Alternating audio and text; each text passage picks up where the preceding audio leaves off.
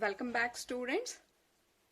After the digestive system, let us now understand the respiratory system in case of a frog. And we know that the frog can respire both on land and in water by different methods because frogs are the amphibians. Therefore, it is necessary for them to respire on the land as well as in the water by using different methods, and here they are going to use different organs for respiration. So here these are the respiratory organs, that is gills, skin, buccal pharyngeal cavity and lungs. So these are all the respiratory organ which is used for respiration. Out of these four methods, the first method is through the gills, and this is seen only in the larval stage, that is in the tadpole stage. When they are in the water, when they are in the tadpole stage, they have this gills, and gills are used for respiration. Remember, this type of respiration is found only during the larval stage. In an adult stage, they use skin, buccopharyngeal cavity, that's a buccal cavity, and lungs as the respiratory organ. Respiration through the skin, you call it as a cutaneous respiration. If respiration is happening through the skin, you call it as a cutaneous respiration, and this happens when it is in the water or when it enters into estivation. I told you the frogs will undergo a deep summer sleep. You call it as estivation. They also undergo deep winter sleep, which is called as hibernation. So these are to escape extreme heat as well as extreme cold. So during these conditions, they are going to use skin as a respiratory organ. It respires through the skin. The dissolved oxygen in the water is exchanged through the skin by simple diffusion.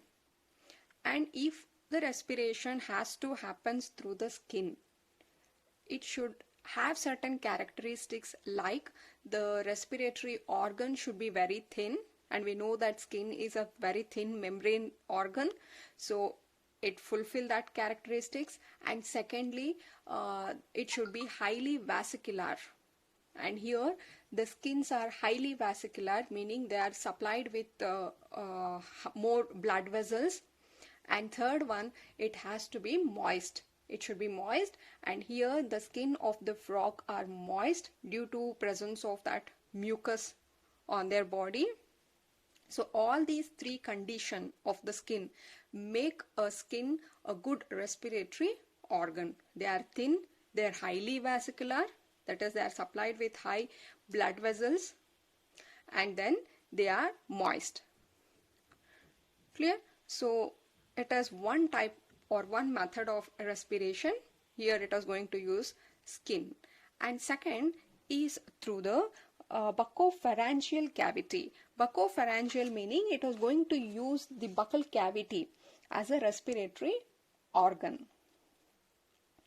And this also happens when they are present on land. Here it is when they are present in water, and in this case here this type of respiration happens when they are present on land.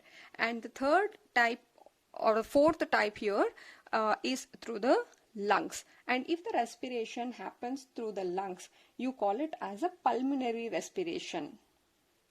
Through skin, you call it as cutaneous respiration. Through the buccal cavity, you call it as buccopharyngeal cavity, because here both buccal cavity and pharynx both are used, so it is called buccopharyngeal cavity. And if it is through the lungs, you call it as a pulmonary respiration. See, the lungs, the structure of lungs somewhat looks like this. It will have an opening here called glotis. The glotis here next, it has branched. These are called as bronchus. So two bronchioles are there, and now this leads to a pink colored sac-like structure. Here it is, these are called as a lungs, and within the lungs you have this sac-like structure within which there are the alveoli cells which are meant for exchanging the gases. So the air first enters through the nostril into the buccal cavity and then into the lungs here.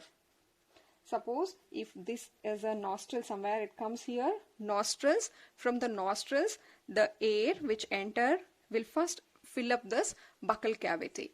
See, when nostrils are opened, initially this glottis are closed. Therefore, air which enters into the nostril will fill up this buccal cavity here. It will expand a little bit in the buccal cavity.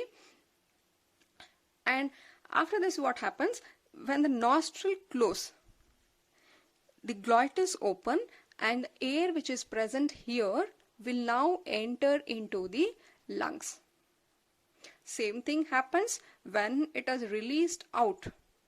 The air is filled in the buccal cavity and this nostril is closed, therefore the buccal cavity is filled with the air, and when the glottis close, the nostril open and air will be expelled out like this.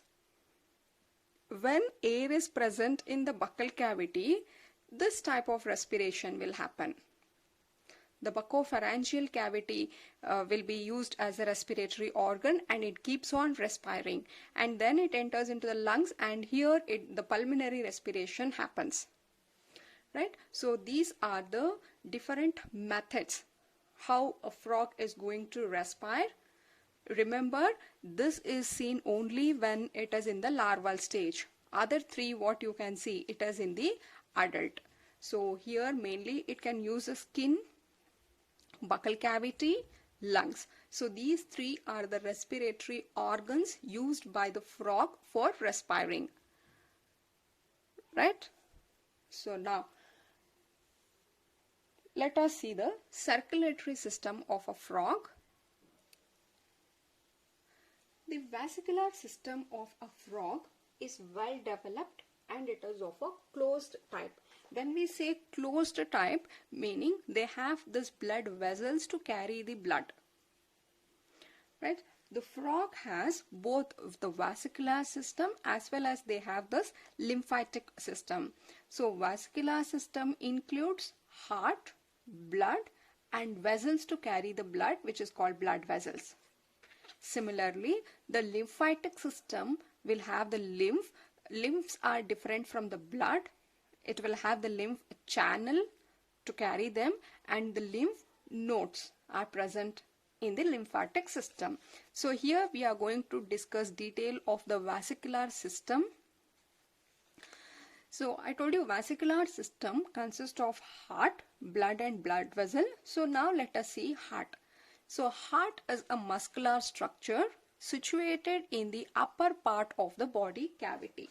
If you look at the diagram here, you can see a heart here which is situated in the upper part of the body cavity. It is somewhat a small conical shape,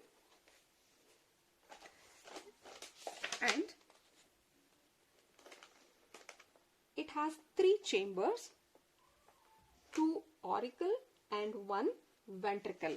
It is showing two auricle, arteria and one ventricle, and these chambers are covered by a membrane called pericardium. See here I have written, if this is one auricle, you call it as a right auricle, left auricle and one ventricles. Totally you can find three chamber, and entire these chambers are covered by a membrane here, and these membrane offer protection for the organ, and these membrane you call them as pericardium.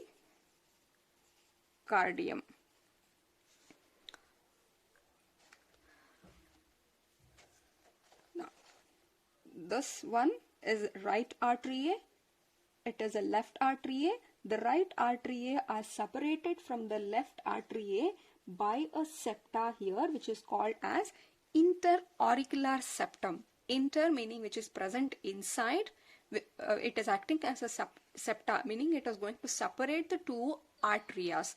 Therefore, they are called interauricular septa. And there is a single cone shaped structure here which is called as a ventricle. Now, on the right auricle, we will have a small triangular structure which is called as sinus venosus. This here, the sinus venosus will receive the deoxygenated blood from the body. It is how the deoxygenated bloods from the body parts are collected, and it first comes to the right auricle. On the other side, the oxygenated blood coming from the lungs and skin. Here both lungs and skin, because we know that a frog will respire through both lungs and skin. Therefore, the oxygenated blood will be carried, or it is brought first to the left artery. I repeat, deoxygenated blood from the body parts will first come to the right arteria through the sinus venosus, and on the other side, the oxygenated blood is coming from lungs and skin to the left artery. And now these two blood, the deoxygenated and oxygenated blood, will be mixed in this ventricle. Here, as ventricle don't have any septa, both oxygenated and deoxygenated blood will get mixed up in the ventricle. This is not in case of humans. We have two ventricle, one for a deoxygenated and one for an oxygenated, but in frog, in amphibians, they are mixed. Here ventricle will receive the mixed blood. Now the ventricle will pump the blood into two channel here. So the one system here, you call it as a pulmonary circuit, and another you call it as a systemic circuit. The mixed blood here will move to this pulmonary circuit that it moves the blood to the lungs. The mixed blood which is now in the ventricle are carried to the lungs for oxygenation through this pulmonary circuit. Here the same mixed blood is carried through this systematic circuit to different parts of the body. I can tell you, heart here is pumping the mixed blood. Some of the mixed blood goes to the lungs for oxygenation, and some of them will go to different parts of the body. It is the deoxygenated blood which has been pumped into different parts of the body, and that channel you call it as a systemic circuit, and this channel which goes to the lungs you call it as a pulmonary circuit. Clear? And this is all about the heart. So the next component in the vascular system is blood. So the blood is composed of a colorless liquid called plasma, and it will have this blood cells. And we know there are three types of blood cells: RBC, WBC, platelets. RBCs are also called as erythrocytes, WBCs as leukocytes because they are colorless. These are called erythrocytes because they are red in color, and that red color is due to presence of a pigment called hemoglobin, and they are nucleated. WBCs are colorless. You call them as a leukocytes. They are nucleated, but they are meant for fighting against the infections. Platelets are called as thrombocytes, and they are also nucleated, and they mainly help in the clotting. So these are all the blood cells, and apart from blood cells, we also find this colorless liquid called plasma. And the main function of a blood is to carry the nutrient, gases, water to respective site. The circulation of blood is achieved by pumping action of muscular heart. Here the ventricle is the one which is going to pump the blood into systematic circuit as well as to the pulmonary circuit. And next is the blood vessels. So the blood vessels, here I told you this is a closed type of circulation, meaning they should have the vessels to carry the blood. They are like a pipeline to carry the blood. They will have this artery, veins and capillaries are present to carry the blood. Here arteries are usually they carry blood from heart to different parts of the body, and they carry the oxygenated blood because they are carrying from heart to different parts. The arteries are meant to carry the oxygenated blood. If I say veins, meaning they are generally carry blood from different parts of the body to the heart. It is opposite. It is a heart, from heart to different parts it has to go. That is, it should carry the oxygenated blood should go from heart to different parts, and this pipes or vessels which carry the oxygenated bloods, you call them as arteries. And again, from different parts of the body, the deoxygenated blood has to be brought to the heart, and that are called as veins, right? And the arteries together they form the arterial system, and this are called as a venous system.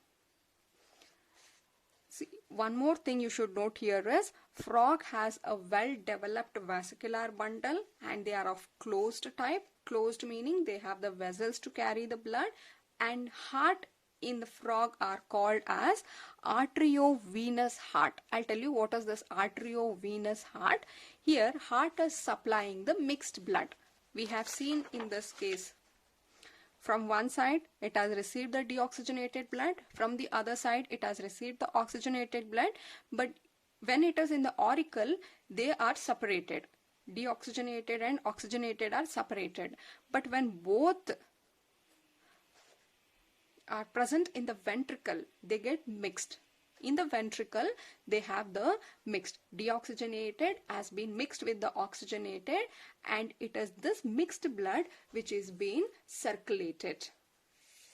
So that is why here the heart is circulating the mixed type of blood. Therefore, the heart of the frog is called as arteriovenous heart. See, when we say in case of humans, if you consider humans, in case of humans, what happened? The heart supply only the oxygenated blood to different parts of the body, right? Heart is going to supply the oxygenated blood to different parts of the body, and from different parts of the body deoxygenated blood has been brought back to heart, where this is again pumped back to the lungs for oxygenation. That is, heart is going to supply only the oxygenated blood. In some cases like fishes and all, what happens? Heart will circulate the deoxygenated blood. If heart is supplying only the oxygenated blood, you call it as arterial heart. If a heart is circulating only the deoxygenated blood, we call it as venous heart. But in case of frog, it is supplying both the oxygenated as well as deoxygenated bloods are mixed and they are supplied. Therefore, you call it as arteriovenous type of heart. Right? So, this is all about the circulatory system. You can just look once again. It is well developed and closed type. The frog has vascular system. Vascular system consists of heart, blood and blood vessels. Heart is situated in the upper part of body cavity. It is having 3 chambers, 2 arteries and 1 ventricle. Entire these 3 chambers are covered by a membrane. You call it as a pericardium. And then the right artery will receive the deoxygenated blood. Left artery will receive the oxygenated blood from the lungs and the skin. Both of them get mixed in the ventricle. And now the ventricle pumps the mixed blood to the lungs and to the different parts of the body. This path which goes to the lungs, you call it as a pulmonary circuit, and another one you call it as a systemic circuit. And the next component, blood. Blood consists of plasma and the blood cells, RBC, red blood cells or red blood corpuscles, white blood corpuscles, platelets. These are also called as erythrocytes. They are nucleated. In case of frog, the RBC cells are nucleated and they contain a pigment called hemoglobin. That is why the blood of the frog is red in color. And the blood, main function of a blood is to carry the nutrient, gases, water to the respective site. And coming to the blood vessels, you can see both arteries and veins. Arteries will carry the oxygenated blood from heart to different parts of the body. Veins will carry deoxygenated blood from different parts of the body to heart. And the heart of the frog is called as arteriovenous heart because it is going to supply a mixed type of blood. Clear? In the next class, let us take up the excretory system and neural system of the frog.